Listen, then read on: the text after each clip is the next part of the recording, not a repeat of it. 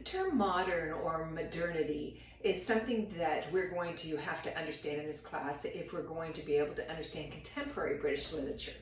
So what shifted in our world that moved us into the modern era, and why has that modern era continued to influence even today? That's what we're going to consider. I was given this book by my son-in-law. It's called Truth and Beauty.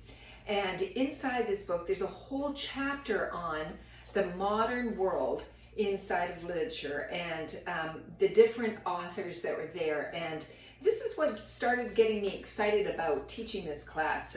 As I read through this book, I thought, wow, there are so many amazing authors that are British that have influenced the whole world, and how we can understand they're still influencing today.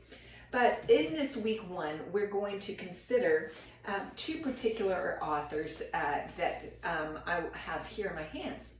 The first is Virginia Woolf.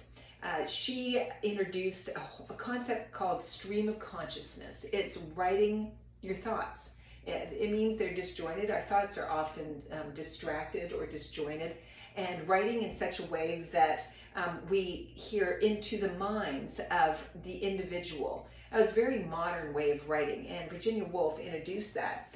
So did James Joyce out of Ireland. And James Joyce, here, The Portrait of an Artist as a Young Man, this is his story, and it lets us into his thoughts. That stream of consciousness is inside this book.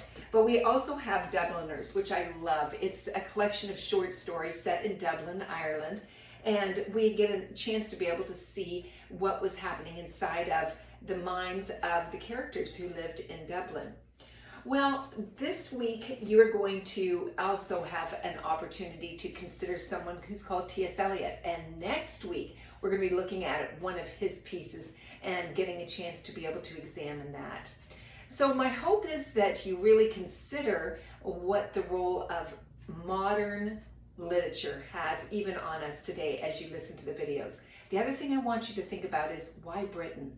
Why is it that this teeny tiny island, I mean, on the map, teeny tiny island, ended up taking over a good chunk of the world and has influenced literature, language, writing in such a way that we are still studying it and still trying to see the influences of it today.